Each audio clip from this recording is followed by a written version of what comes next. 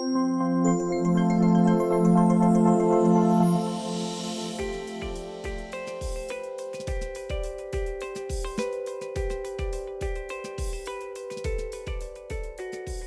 a real pleasure to be here, and I was asked to talk about stigma and in the specific context of substance use in pregnancy.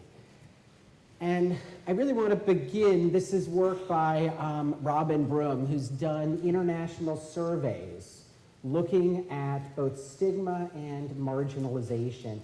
And he categorizes like different sources. There is personal or sort of self-stigma. There's interactional, which would be sort of what happens in the clinical care environment. And then there's structural, which relates to policy. And I'm going to touch on all of these or give examples of all of these. But this is data from a survey. Please indicate how people in society would react to a person with the health condition appearing in public in a list of conditions, including somebody who's visibly drunk or somebody who's visibly under the influence of drugs. And you will see these are the conditions, regardless of country, that are actually most marginalized. And we know that underneath the behavioral health umbrella, which is both substance use disorder and mental health, stigma is greater for drug addiction than for mental illness. And you can see here, these are different sort of very common ways that stigma is assessed clinically. Would you marry into a family in somebody who had mental illness or substance use disorder? And you can see regardless of the categories, it's greater for addiction than it is for mental illness, and overwhelmingly prevalent regardless. I sort of calling out denying employment, because we talk about, when we work in addiction, we talk about the importance of employment. There are some states that have work requirements for Medicaid, and yet one of the very common reasons people can't obtain employment is because of workforce discrimination against people with use disorder. There is a relationship between self-stigma and treatment receipt across the lifespan. These are data related to alcohol use disorder, and the greater the degree of sort of self-stigma, the decreased likelihood of ever engaging in treatment. On the sort of population level, people that score higher on stigma scores related to addiction are more likely to endorse punitive public policies. And because healthcare providers are part of society and culture, we also have stigma. These are data from the Royal College of Psychiatrists, contrasting scores from 1998 to 2003. In the intervening period of time, they did an intervention to try and decrease stigma related to these medical conditions amongst psychiatrists. And you can see, whereas the amount of people with a negative attitude towards most of the mental health conditions that decreased in time, it was actually unchanged for alcoholism and for drug addiction.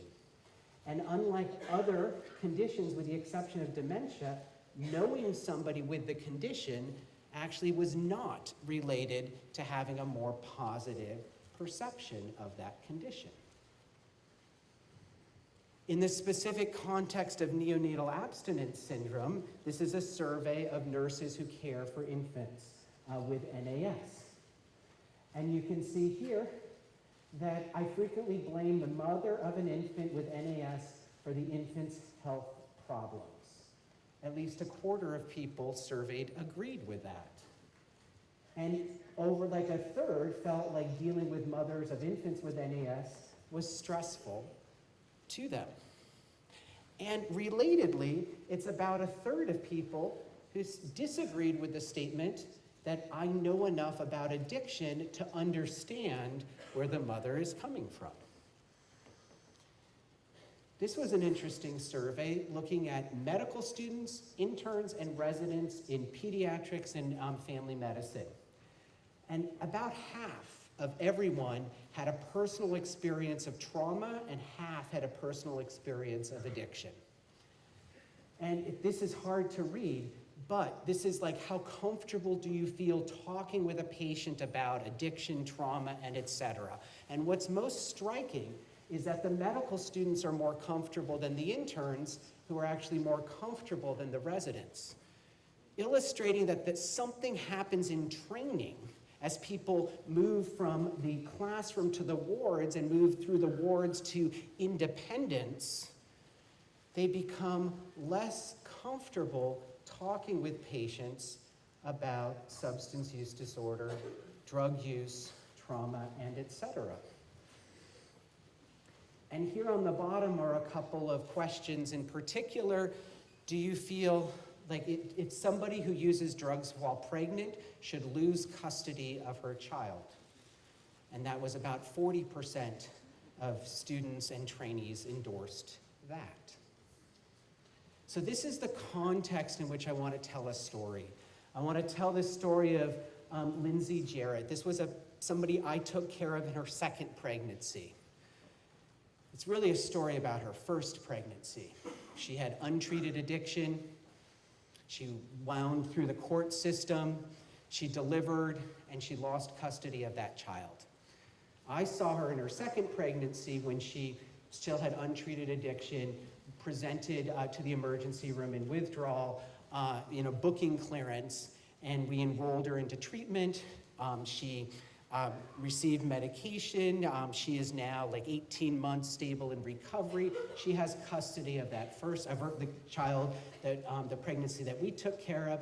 But this was really a story of her child welfare battles over trying to regain custody despite being in treatment and recovery for her first child. And it's a nicely done piece. The reporter spent a lot of time with her. I know her and her mother very well. But the one thing I did not do was really prepare her or even tell her what it's like to read this article, and in particular, read the comments in the comments section. Using H while pregnant is the deal breaker. Sorry, lady. Sure, the parents love the child, but do they love him more than heroin? It comes down to one or the other.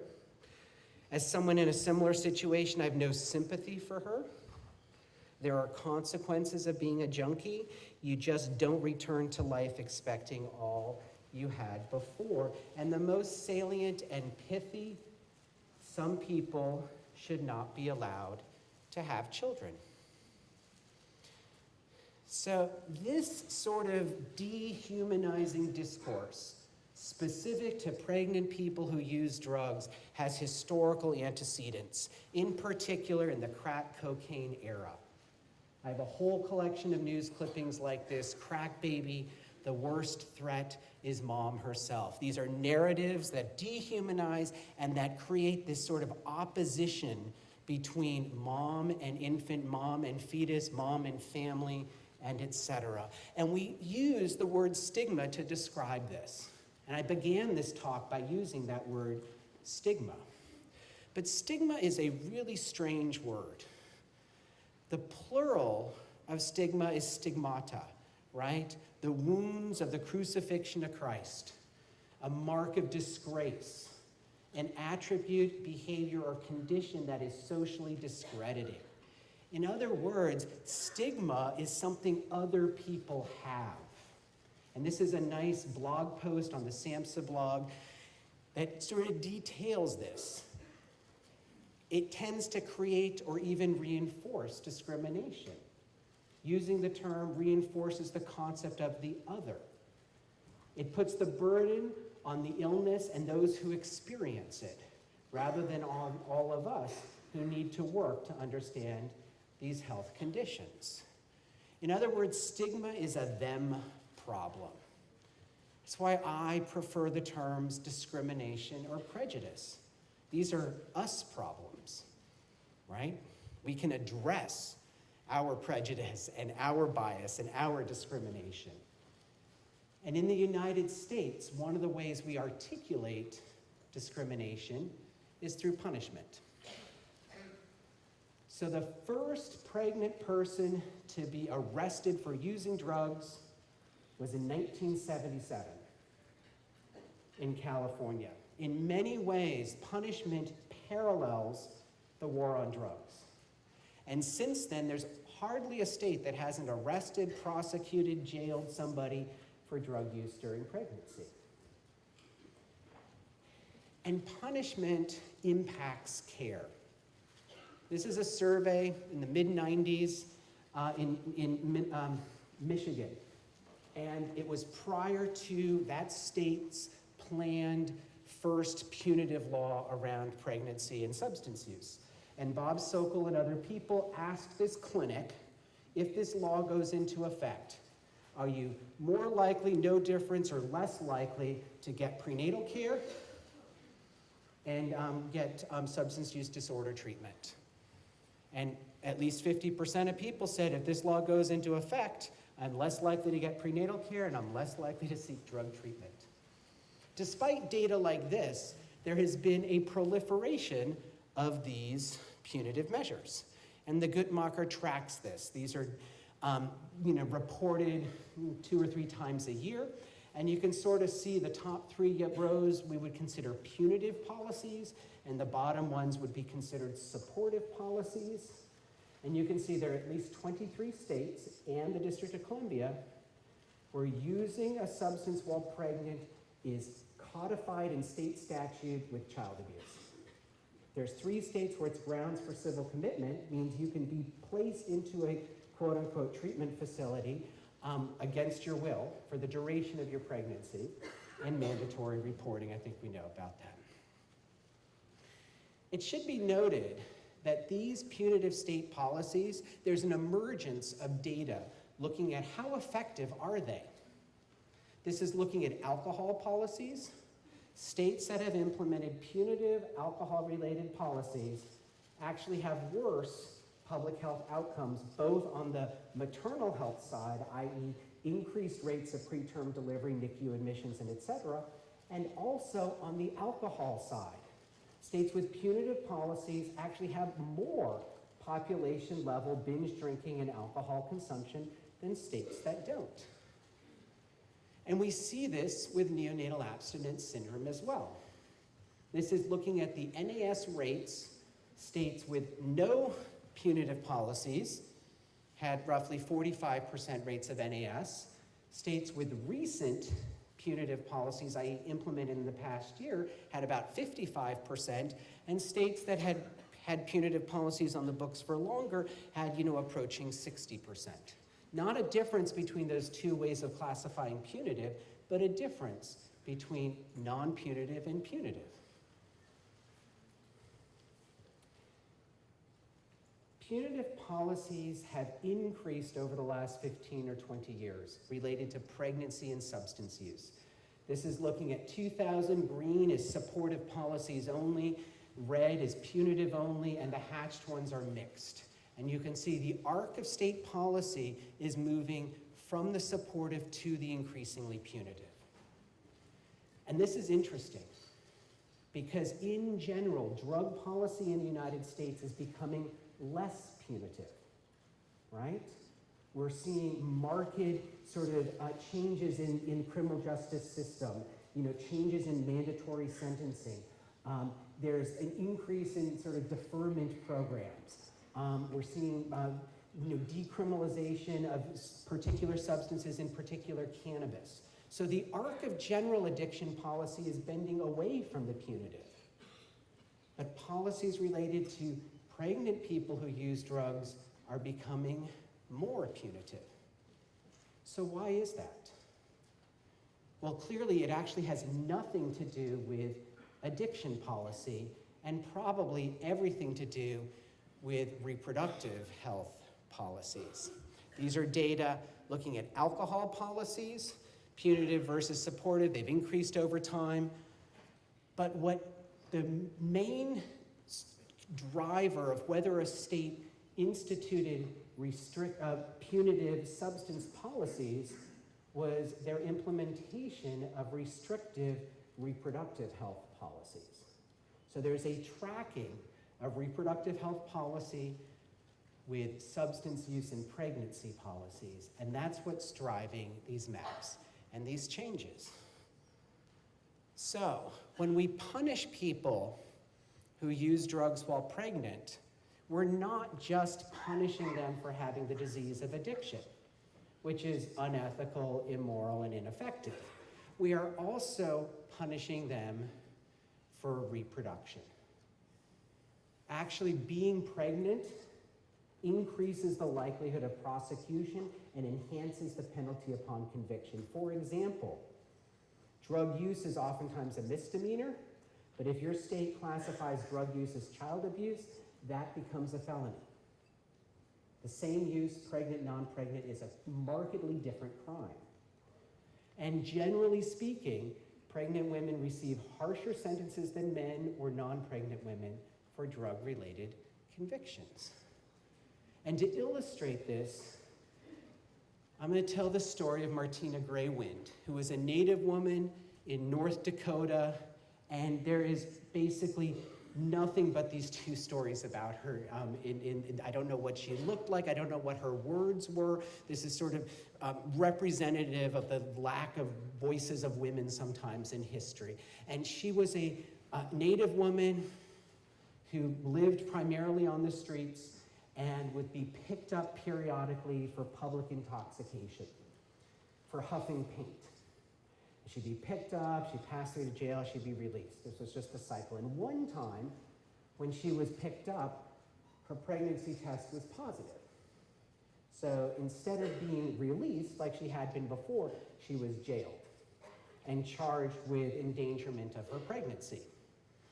Now, she happened to be jailed. There's only one jail in this town, and there was a group of anti-choice protesters who were protesting the only abortion clinic in the state.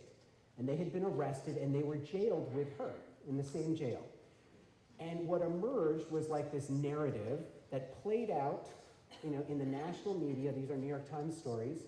And again, her voice is absent from this, which on the one hand, the anti-choice protesters were like, you're pregnant, we're gonna raise money to get you prenatal care, we're gonna find you an adopted family and whatever. And on the other hand, there were people who were raising money for her, to have an abortion and, et cetera. And for reasons that we don't know, she elected to have an abortion. And as soon as she had the abortion, all of those charges against her were dropped because she was no longer pregnant. So you could say, we don't just punish people for drug use during pregnancy, we're actually penalizing them for choosing to have the baby rather than having an abortion, right? They're being punished for having babies. So this rests upon an understanding, moving forward, of human rights, right? This is Eleanor Roosevelt holding the Declaration of Human Rights. And I think this is the lens, this is the space, that we need to stand on. And human rights are complex, they're changing because the universe is changing. And this is where, this is the lodestone. And this slide changed recently for me. It used to say, discrimination is rooted in ignorance. And those would be, it's ignorance of addiction as a disease, ignorance of addiction treatment, ignorance of recovery, and ignorance regarding the risks to newborns of substance exposure. And that's true. But I have been learning a lot lately, mostly from Black women and mostly from the reproductive justice movement. And I've realized that it's not just ignorance, but it's also intentional, right? That discrimination can also be intentional. And intentionally punishing people that we deem to be undeserving, based upon behaviors, addiction, based upon citizenship, based upon country of origin, based upon sexual orientation, based upon race. It's an intentional, and our response to ignorance is education and awareness. our response to intentional punishment is something I'm really trying to work out. I think it's activism. I think it's liberation. I think, to use your word, it's freedom. So, where do we begin? Language is important, right? I think we counter those dehumanizing discourses that were in, Lindsay Jarrett's New York Times commentary, and the whole, the way that the crack baby epidemic was framed. We counter dehumanizing discourse by humanizing our own language. That means really being person-centered and standing on the evidence base. Because the words that we use influence how other people think about the topical area. For example, this is randomized controlled data showing the power of language. They were vignettes that differed only in one way. In one vignette, the person was referred to as a substance abuser. In the other one, it was a person who has a substance use disorder. And then people randomly received one or the other vignette, including there's a group of physicians, and then they were asked a series of questions. People who got the vignette where the person was referred to as a substance abuser were far more likely to endorse a punitive response, say it's their own problem, and minimize the importance of treatment, recovery, and etc. So words are important, but if we want to undo discrimination, they're actually insufficient. This is another one of these surveys around stigma, and that contrasts two different time points. And interestingly, you can see the proportion of individuals, this is for alcohol, and of course it's a stigmatizing term in there, but whatever. The proportion of people who endorsed the biomedical model increased over time, which is good. But so did bad character, right? So just embrace of the biomedical model of addiction does not in and of itself lead to people minimizing an individualized moralistic and judgmental lens of the disease state. And the same looking at those sort of the ways we think about stigma. Would you live next door to somebody? Would you hire them? Would you marry into their family? Blah, blah, blah. All of those things remained actually unchanged, despite an uptake of the biomedical model. So public tolerance was unchanged. We just used a different word to talk about addiction with. So we need to resist discrimination. And there's stuff we can do at those sort of 3 levels that the Robert Rooms paper, and this is a systematic review that looks at interventions at these different levels. One is at the level of self. And there's no question that engaging in compassionate, therapeutically oriented care environments, either individually or groups, people can learn to love themselves. We know that groups, medical students, nurses, physicians, providers, parents, can also reduce their quote-unquote social stigma, in particular when we share, and I'll show this shortly, positive stories about treatment and recovery. And there's really only minimal data on the structural level, and the little bit that exists actually relates to working with police departments, which you can argue whether that's structural or that's still like interpersonal. But there are data that utilizing these same tools, motivational interviewing techniques in the context of sharing positive stories, can change the attitudes of law enforcement. So when we speak about addiction, we need to emphasize treatment, and I'd add emphasize recovery and speak to more than drugs. Because when we do, these stigma scores actually decrease on social science data. But I think we also need to advocate to roll back punitive policies. This is an interesting study that showed that states that had more punitive policies versus states that didn't have punitive policies, treatment receipt was actually relatively the same. but the diagnosis of addiction was a lot lower in places with punitive policies. So our capacity, I think this speaks to what Courtney was talking about too, about working, not the people who are ready at that moment in that small lens, that 11% of people who are ready for treatment. They're getting care regardless. It's all of the other people, the 89% of people, that the punitive state environment actually decreases the likelihood that they will be identified as having a use disorder. And finally, I think we really need, this is the human rights lens again, most of the way we think about rights are individual. And that there's reasons for that. But that individual way of thinking about things can create a false dichotomy when we're thinking about pregnancy. The rights of the fetus versus the mother, right? We create an oppositionalness within actually a biological and social whole. So what, and the autonomy, maternal autonomy in pregnancy is different than autonomy for non-pregnant people. So what does that mean? What is the dyad, like from a human rights lens? How do we really embrace and understand sort of non-binary modes of subjectivity? It's not an either or, it's a both. And that's something we are actually somewhat uncomfortable with.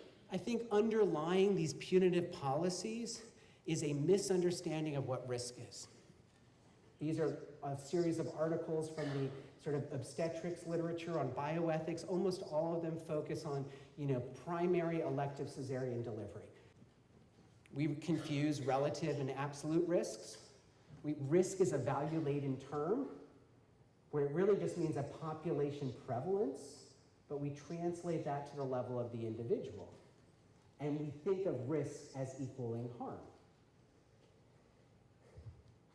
And we need to sort of separate that population level where we can come up with a risk ratio or a risk difference from what it is when we sit with a patient.